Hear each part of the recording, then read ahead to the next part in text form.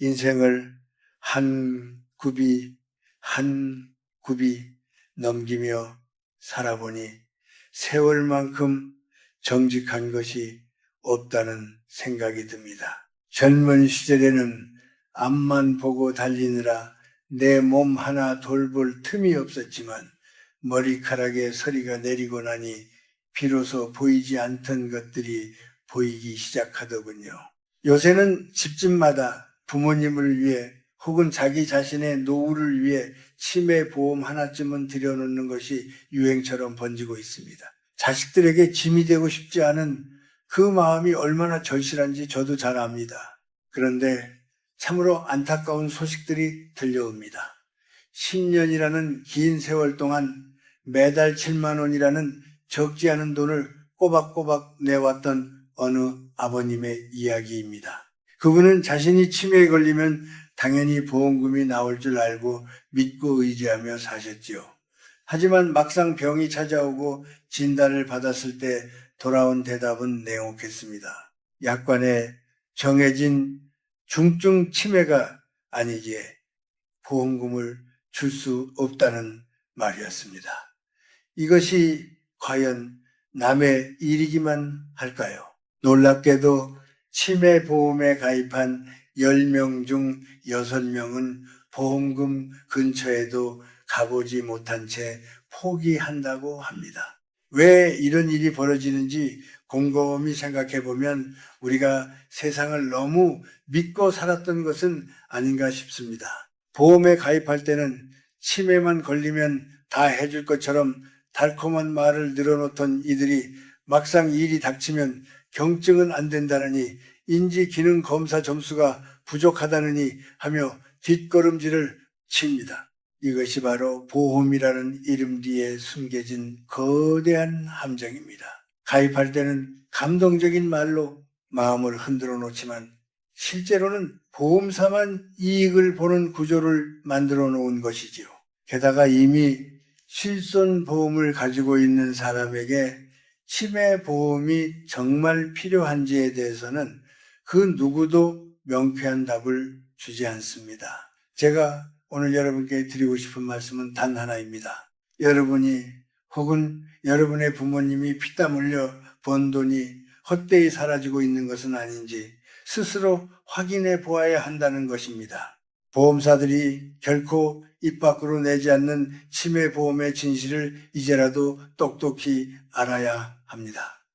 이 이야기를 끝까지 듣고 나면 아마 세상을 보는 눈이 조금은 달라지실 겁니다. 자, 이제 차분히 마음을 가라앉히고 제 이야기를 들어보시길 바랍니다. 상담을 하다 보면 가장 많이 듣는 소리가 바로 우리 아버지가 치매인데 보험금을 못 받는다는 한탄입니다. 그분들의 목소리에는 당혹감과 배신감 그리고 분노가 섞여 있습니다. 치매보험이니까 치매에 걸리면 돈을 주는 게 상식 아니냐고 묻습니다. 하지만 보험사는 고개를 저으며 지급 대상이 아니라고만 반복하지요. 도대체 어떤 경우에 치매임에도 돈을 못 받는다는 것인지 그 숨겨진 덫들을 하나하나 짚어보려 합니다. 약관 속에 숨겨진 교묘한 문구들과 진단 기준의 실체 그리고 중복 보장의 허상까지 제가 아는 한도 내에서 최대한 쉽게 설명해 드리겠습니다. 지금 당장 확인하지 않으면 나중에 눈물을 흘려도 소용이 없기 때문입니다. 처음에는 다들 그렇게 말합니다. 보험이 잘못된 것 같다고 말이죠. 하지만 사실 보험 자체에는 법적으로 아무런 문제가 없습니다. 왜냐하면 그렇게 돈을 안 주도록 처음부터 치밀하게 설계되어 있기 때문입니다. 우리가 흔히 생각하는 치매와 보험사가 말하는 치매는 그 시작점부터가 완전히 다릅니다. 우리가 일상에서 마주하는 치매는 기억력이 조금씩 흐릿해지고 판단력이 예전 같지 않으며 생활에 불편함이 생기기 시작하는 단계를 포함합니다. 약속을 잊어버리거나 물건을 둔 곳을 기억하지 못하는 사소한 변화들 말이죠. 하지만 보험사라는 곳은 참으로 영악합니다. 그들은 이런 초기 증상을 치매라고 부르지 않습니다.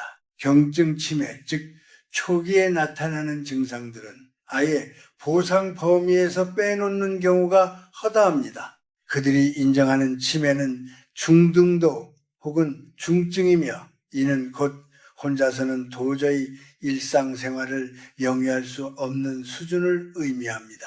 옷을 혼자 입지 못하고 밥을 먹는 것조차 타인의 손길이 필요한 지경에 이르러서야 비로소 지갑을 엽니다. 가입할 때는 치매 걸리면 돈 준다고 해놓고 정작 약관에는 어려운 기호들만 가득 채워놓았습니다. 알 수 없는 질병 코드와 점수들이 적혀 있는데 이를 제대로 이해하는 사람이 몇이나 되겠습니까? 정신건강의학과나 신경과에서 진단하는 특정 질병 코드인 F00에서 03까지의 기준이나 간이 정신상태 검사라고 불리는 점수가 20점 이하여야 한다는 조건들이 그렇습니다. 또 일상생활 수행 능력 평가라는 것이 있어서 옷 입기나 세수하기, 화장실 가기 같은 6가지 항목 중 3가지 이상을 혼자 못해야만 중증으로 인정해 줍니다. 이 기준은 보험사마다 다르고 상품마다 다르며 가입 시기에 따라 또 달라집니다. 어떤 것은 20점이면 돈을 주고 어떤 것은 18점이어야 준다고 하니 이는 마치 사람을 두고 점수를 매기는 것 같아 마음이 씁쓸합니다. 돈을 주지 않기 위해 만든 조건들이 얼마나 정교한지 알면 알수록 혀를 내두르게 됩니다. 여기 한 노신사의 가슴 아픈 이야기가 있습니다. 5년 전 아들은 효도하는 마음으로 보험 설계사의 권유를 받아 부모님께 치매 보험을 선물했습니다. 당시 설계사는 요즘 치매가 얼마나 흔한지 아느냐며 미리 준비해야 한다고 진단만 받으면 바로 돈이 나온다고 장담했지요. 아들은 매달 4만 원씩 5년 동안 한 번도 거르지 않고 보험료를 냈습니다. 부모님을 위한 마지막 보루라고 믿었기 때문입니다. 그러다 어머니에게 경증 치매가 찾아왔습니다. 병원에서도 초기니까 약만 잘 먹으면 관리할 수 있다고 했습니다. 아들은 그나마 보험을 들어두길 잘했다고 생각하며 청구했지만 보험사의 답변은 차가웠습니다. 어머니의 상태가 지급 기준에 미치지 못한다는 것이었습니다. 점수가 24점이라 아직은 건강한 편이고 간호 등급도 나오지 않았으니 돈을 줄 수 없다는 논리였습니다.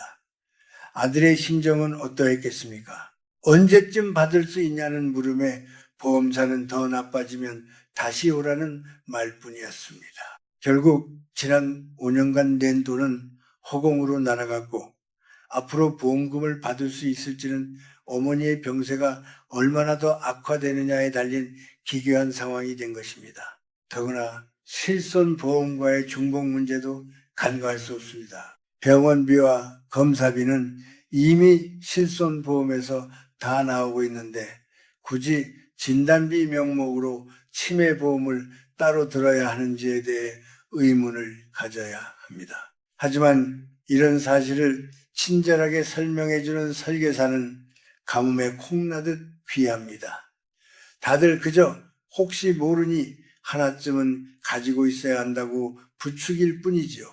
사실 보험사들도 이제는 치매 보험을 그리 반기지 않습니다. 예전에는 효도 상품으로 잘 팔렸지만 이제는 치매 환자가 너무 많아져서 손해율이 감당할 수 없을 정도로 높아졌기 때문입니다. 그래서 최근에는 아예 상품을 없애거나 보장 범위를 좁히고 보험료를 올리는 추세입니다. 결국 지금 남아있는 치매 보험들은 예전보다 조건은 더 까다롭고 내야 할 돈은 더 많아진 셈입니다. 상황이 이러함에도 불구하고 여전히 이 상품들은 꼭 필요한 보험인 양 포장되어 팔려나갑니다. 소비자 입장에서는 참으로 억울하고 분한 노릇이지요. 만약 지금 이 이야기를 듣고 계신 분들 중에 치매 보험을 가지고 계신 분이 있다면 3가지를 반드시 확인해 보셔야 합니다. 첫째로, 내가 가진 보험의 약관에 그 점수라는 것과 수행 능력 평가 기준이 어떻게 적혀 있는지 보십시오. 1점 차이로 수백만 원에서 수천만 원이 왔다 갔다 하는 이 냉혹한 수치의 세계를 확인해야 합니다. 단순히 깜빡하는 정도로는 어림도 없다는 사실을 직시해야 합니다. 둘째로, 내가 이미 가입한 다른 보험들과 겹치는 부분은 없는지 살펴야 합니다. 실손 보험이 있다면 병원비 걱정은 어느 정도 덜 수 있는데 굳이 비싼 보험료를 내며 이중으로 부담을 지고 있는 것은 아닌지 따져봐야 합니다. 셋째로, 해지하기 전에는 반드시 전문가와 상의해야 합니다. 보험이 마음에 안 든다고 홧김에 깨버리면 그동안 낸 돈이 아까울 뿐더러 나이가 들수록 새로 가입하는 것은 하늘의 별 따기보다 어렵기 때문입니다. 경제적인 측면에서 보면 치매는 단순한 질병이 아니라 한 가정의 기둥을 흔드는 거대한 파도와 같습니다. 국가적으로도 고령화가 급속도로 진행되면서 치매 관리 비용은 기하급수적으로 늘어나고 있죠. 우리 사회가 이 문제를 개인의 보험에만 맡겨두기에는 그 무게가 너무 무겁습니다. 세계적으로도 초고령 사회에 진입한 나라들은 이 문제를 사회보장제도로 해결하려 애쓰고 있습니다. 하지만 우리나라는 여전히 각자 도생의 길을 걷고 있으며 그 틈을 타 보험사들은 공포를 마케팅의 수단으로 삼고 있습니다. 치매에 걸리면 가정이 파탄난다는 두려움을 심어주어 보험 가입을 유도하지만 정작 위기의 순간에 그들이 내미는 손길은 너무나 짧습니다. 전문가들의 분석에 따르면 치매 보험의 실질적인 수혜를 입는 사람은 전체 가입자의 극소수에 불과하다고 합니다. 이는 자본주의 사회의 비정한 이면이기도 하지요. 보험사는 자선단체가 아닙니다. 그들은 철저하게 이익을 계산하며 손해볼 장사는 하지 않습니다. 우리가 낸 보험료로 거대한 빌딩을 세우고 화려한 광고를 찍지만 우리가 아플 때는 깨알 같은 글씨로 적힌 약관을 들이밀며 방어막을 칩니다. 인구 구조의 변화를 보면 앞으로 치매 환자는 더욱 늘어날 것이 자명합니다. 그러니 보험사들은 더욱 방어적으로 변할 수밖에 없겠지요. 이러한 거시적인 흐름 속에서 우리가 할 수 있는 일은 정신을 바짝 차리는 것뿐입니다. 남들이 다 하니까 나도 해야 한다는 식의 마음가짐은 위험합니다. 나의 자산 상태와 가족의 상황, 그리고 이미 가입된 보험의 내용을 면밀히 분석하여 가장 효율적인 선택을 해야 합니다. 노후를 준비하는 마음은 갸륵하나 그 방법이 잘못되었다면 그것은 준비가 아니라 낭비가 될 수 있습니다. 세월의 무게를 견디며 살아온 우리에게 필요한 것은 화려한 광고 문구가 아니라 진실된 정보와 지혜입니다. 인생의 항원기에 들어서서 경제적인 어려움까지 겪게 된다면 그보다 슬픈 일은 없을 것입니다. 그래서 저는 오늘 이 자리를 빌려 여러분께 쓴소리를 마다하지 않는 것입니다. 보험이란 이름의 굴레에서 벗어나 진정으로 나를 지켜줄 수 있는 것이 무엇인지 깊이 고민해 보시길 바랍니다. 마음의 평안은 통장에 찍힌 숫자가 아니라 내가 세상을 얼마나 정확히 이해하고 대처하느냐에서 나옵니다. 인생을 살다 보면 참으로 아이러니한 순간들이 많습니다. 가장 힘들 때 도움을 줄 것 같던 이들이 가장 먼저 등을 돌리는 경우를 종종 보게 되지요. 보험도 마찬가지인 것 같습니다. 우리가 가장 약해졌을 때 우리를 지켜줄 방패라고 믿었지만 그 방패가 종이장처럼 얇다는 것을 깨닫는 순간에 허탈함은 이루 말할 수 없습니다. 일본과 같은 선진국들의 사례를 보면 치매 문제를 단순히 개인 보험으로 해결하지 않고 지역 사회와 국가가 함께 짊어지는 시스템을 구축하고 있습니다. 우리나라도 장기 요양보험 제도가 있지만은 여전히 보충해야 할 부분이 많지요. 민간 보험은 그 부족한 부분을 채워주는 보조적인 수단이 되어야 하는데 지금은 마치 그것이 전부인 양주객이 전도된 느낌입니다. 경제 전문가들은 앞으로 실버 산업이 폭발적으로 성장할 것이라고 예측합니다. 그 중심에는 치매와 관련된 서비스들이 자리 잡고 있지요. 하지만 성장의 이면에는 항상 그림자가 존재합니다. 기업들은 노인들의 불안감을 먹고 자라며 교묘하게 상품을 설계합니다. 보험금이 지급되는 시점을 최대한 늦추거나 까다로운 조건을 붙여 자금을 운용하는 것이 그들의 생존 방식입니다. 우리는 그들의 전략에 휘말리지 말아야 합니다. 치매보험을 들 때 흔히들 효도보험이라고 부르지요. 부모님께 매달 보험료를 내드리는 것이 자식된 도리라고 생각하기 쉽습니다. 하지만 진정한 효도는 부모님이 치매에 걸렸을 때 실질적으로 어떤 도움을 받을 수 있는지 미리 꼼꼼하게 챙기는 것입니다. 이름만 번지르르한 보험증서 하나 손에 쥐어드리는 것보다 약관의 내용을 정확히 파악하여 만약의 사태에 대비하는 것이 훨씬 더 가치 있는 일입니다. 만약 부모님의 보험이 중증 치매만 보장하는 상품이라면 지금이라도 그 내용을 설명해드리고 다른 대안을 찾아보는 것이 현명합니다. 돈은 돈대로 나가는데 정작 필요할 때 쓸 수 없다면 그보다 가슴 아픈 낭비가 어디 있겠습니까? 또한 우리가 잊지 말아야 할 것은 건강관리 그 자체입니다. 보험은 사후 처방일 뿐입니다. 평소에 뇌를 활발히 움직이고 건강한 식습관을 유지하며 이웃과 소통하는 것이 그 어떤 보험보다 강력한 치매 예방법입니다. 돈으로 건강을 살 수는 없지만 지혜로 고통을 줄일 수는 있습니다.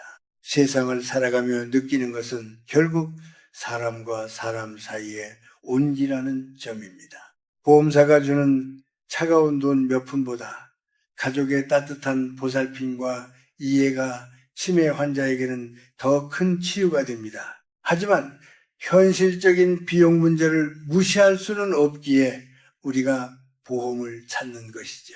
그렇다면 최소한 내가 낸 만큼은 돌려받을 수 있는 권리를 찾아야 합니다. 그러기 위해서는 끊임없이 공부하고 물어봐야 합니다. 설계사들이 귀찮아할 정도로 질문을 던지십시오. 경증일 때 얼마를 주는지, 진단비와 생활비의 차이는 무엇인지, 면책기간은 얼마나 되는지 낱낱이 파헤쳐야 합니다. 그것이 나의 소중한 자산을 지키고 노후를 보호하는 길입니다. 또한 요즘은 인공지능이나 빅데이터를 활용하여 보험금 청구를 도와주는 서비스들도 생겨나고 있습니다. 정보가 힘인 시대입니다. 내가 모르면 당하지만 내가 알면 싸울 수 있습니다. 보험사와의 싸움은 계란으로 바위치기처럼 보일 수 있지만 정확한 근거와 논리를 가지고 접근한다면 불가능한 일도 아닙니다. 많은 이들이 포기하기 때문에 보험사가 웃는 것입니다. 우리는 포기하지 않는 10명 중에 4명이 되어야 합니다. 정당한 권리를 요구하는 것은 부끄러운 일이 아닙니다. 그것은 우리가 살아온 삶에 대한 존중이며 우리 가족을 지키는 숭고한 의무입니다. 이제 이야기를 마무리할 때가 된 것 같습니다. 오늘 제가 드린 말씀들이 조금은 무겁게 느껴지셨을지도 모르겠습니다. 하지만 달콤한 거짓보다는 쓰디쓴 진실이 여러분의 삶에 더 큰 보약이 되리라 믿습니다. 보험은 가지고 있는 것이 중요한 게 아니라 제대로 쓸 수 있는지가 핵심입니다. 많은 이들이 치매보험이라는 이름 석자만 믿고 마음을 놓습니다. 나중에 치매 걸리면 걱정 없겠지, 자식들에게 지면 안 되겠지 하는 안도감 말입니다. 하지만 그 안도감이 모래성처럼 허무하게 무너지는 광경을 저는 수없이 보았습니다. 대다수의 보험약관에 적힌 문구들은 우리가 흔히 생각하는 건망증이나 가벼운 인지 저하에는 단 한 푼도 내주지 않습니다. 정신이 좀 깜빡거린다는 정도로는 보험사의 문턱을 넘을 수 없습니다. 그렇다고 치매보험이 무조건 나쁘다는 뜻은 아닙니다. 다만 내가 어떤 수준의 치매를 보장받는지도 모른 채 막연한 심리적 위안에만 기대어 있는 것이 위험하다는 것입니다. 진짜 위기가 닥쳤을 때 그 위안은 너무나 쉽게 배신으로 변하기 때문입니다. 이제는 변화가 필요합니다. 보험은 준비가 아니라 도구여야 합니다.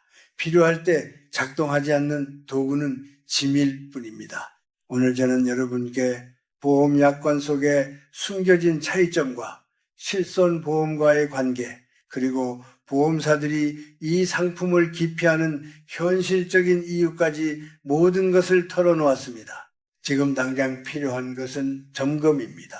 손에 쥐고 있는 보험 증권을 다시 한번 찬찬히 들여다보십시오.